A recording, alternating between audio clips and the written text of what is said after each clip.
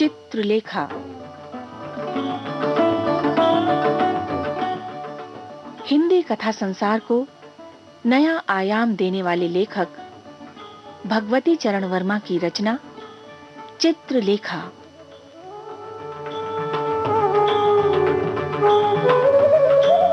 मानव के तन मन को झकझोरने वाली पिपासा की आंधी का लेखा जोखा चित्रलेखा।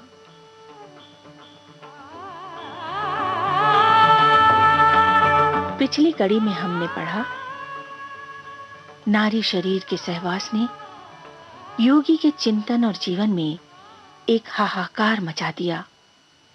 विचलित कुमारगिरी ने जब तन को लड़खड़ाते पाया तो अपने संस्कारों का सहारा लेकर मन को दृढ़ किया। इस दृढ़ता में, इस संकल्प में कितना बल है, आइए आज यही जानें।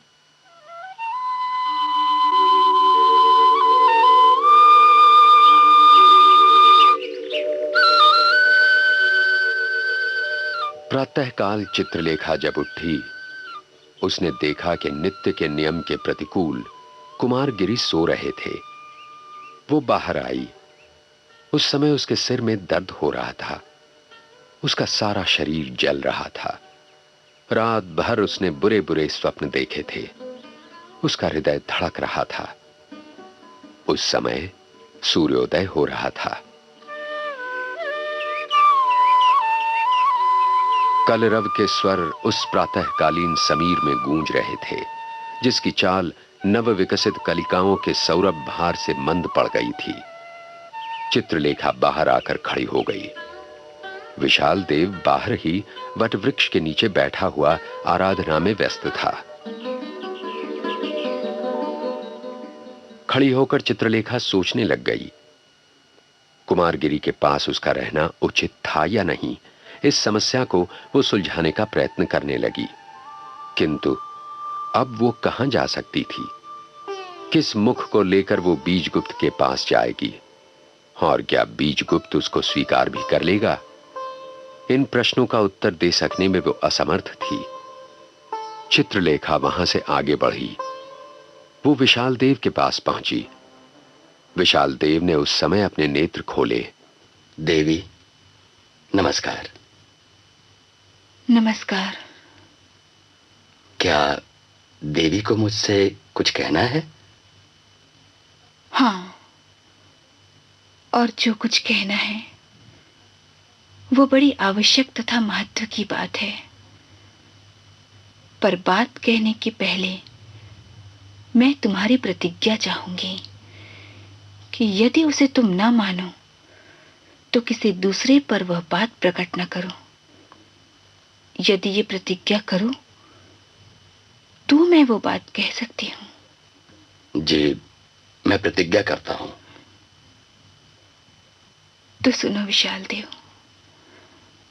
मैं समझती हूं कि मैंने यहां आकर भूल की। मैं ऊपर उठने आई थी, पर देखती हूं कि ये ऊपर उठना नहीं है, वरन नीचे गिरना है। हाँ, समझ रहा हूं। तुम हंसते हो क्योंकि तुम मेरी बातों पर विश्वास नहीं करते। ठीक है, तुमने उस रात को कुमारगिरी को मेरे साथ देखा था, तो फिर तुमसे स्पष्ट कर ही दूं। जिस काम के लिए मैं यहां आई थी वो नहीं कर सकती। यहां आने पर जब मैंने अपने को देखा तो मुझे मालूम हुआ कि मैंने भूल की। मैंने यहां आकर अपने को गिराया है। अधिक गिरने के लिए मैं तैयार नहीं। साथ ही मैं कुमारगिरी को भी गिरा रही हूं। और ये एक महान पाप है। बोलो, इस पाप से छुटकारा पाने के लिए तुम मेरी सहायता कर सकोगे?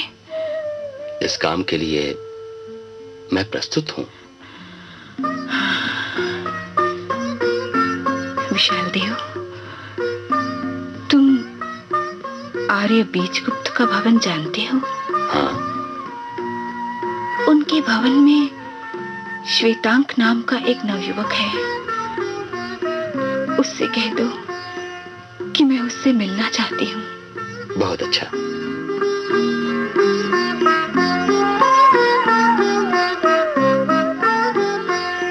उसी समय कुमारगिरी कुटी से बाहर निकले।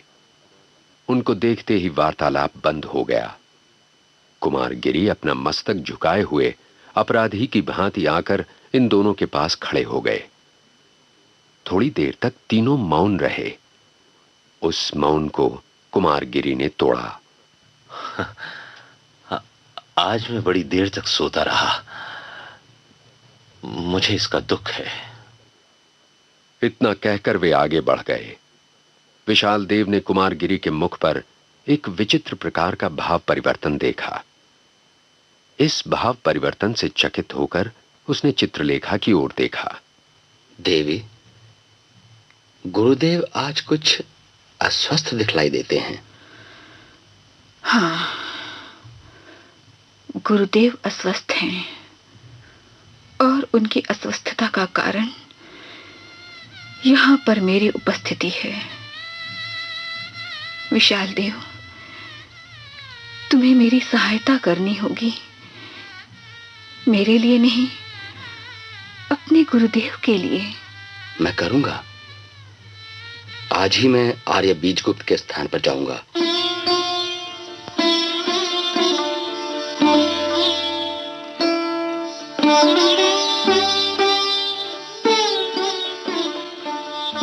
विशाल देव ने संध्या के समय पाटलिपुत्र से लौटकर चित्रलेखा से कहा, देवी, आर्य बीजगुप्त तीर्थ यात्रा के लिए काशी गए हुए हैं। विशाल देव, देवी, अब क्या उपाय है? देवी, मेरी समझ में कुछ नहीं आ रहा है।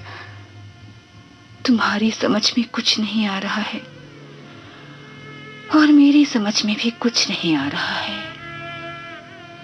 ये विधि की विडंबना है। विधि की विडंबना ही है। शायद अपने पापों का फल भी हो। एक आधार था, उसको छोड़ दिया है। बीजगुप्त को मैंने त्यागा है। क्यों? नहीं, कुछ नहीं। मैं यहां ज्ञान पाने के लिए आई हूं। क्या यही ज्ञान है? भगवान मुझे ज्ञान दे रहा है, फिर ये सब क्यों? विशाल देव, तुम कुछ नहीं कर सकते। गुरुदेव कुछ नहीं कर सकते। मैं कुछ नहीं कर सकती और शायद भगवान भी कुछ नहीं कर सकते। जो होना है हो रहा है और वही होगा। देवी, क्या तुम अपने गत जीवन को फिर से नहीं अपना सकती? गत जीवन को फिर नहीं अपना सकती? कैसी मूर्खता की बातें कर रहे हो? देवी, मैं आगे बढ़ाई हूं, पीछे जाने के लिए नहीं। पीछे जाना कायरता है, प्राकृतिक नियमों की प्रतिकूल है। संसार में कौन पीछे जा सकता है और कौन पीछे जा सका है? एक एक पल आगे बढ़कर मनुष्य मृत्यु के मुख में पहुंचता है। यदि वो पीछे ही जा सकता तो वो अमर ना हो जाता। आगे आगे, यही तो नियम है। पाप हो अथवा पुण्य।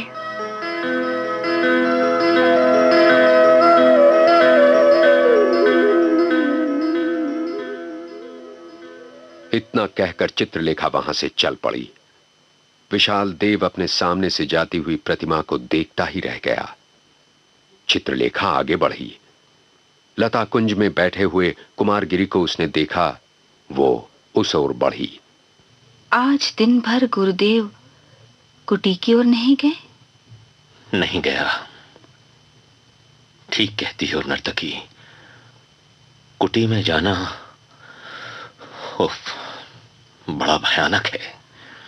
हाँ है। फिर इसका कुछ उपाय है? उपाय? केवल एक उपाय है नर्तकी।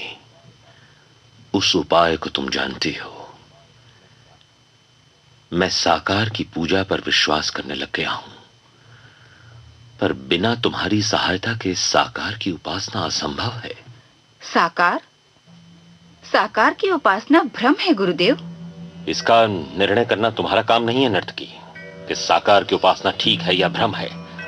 तुम मेरी शिष्या हो, तुम्हारा कर्तव्य है कि तुम मेरी बात मानो।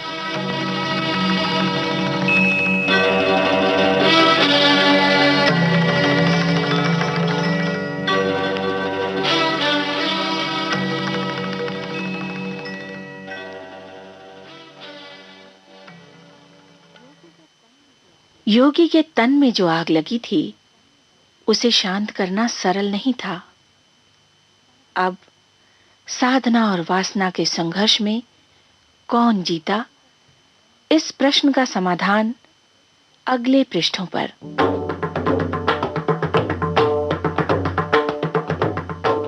आज की कड़ी में विशाल देव थे कुमार राम प्रवेश, चित्रलेखा बनी दिशी दुग्गल और योगी कुमारगिरी के रूप में थे सुधीर पांडे। उपन्यास चित्रलेखा के सूत्रधार हैं हरीश भीमाणी। रेडियो पठन के इस कार्यक्रम की प्रस्तुति में सहायक हैं राजेश मलिक और अजय राजकारणे। इस परिकल्पना को प्रसारण के माध्यम से आप तक पहुंचा रहे हैं लोकेंद्र शर्मा और विजय लक्ष्मी छाबड़ा।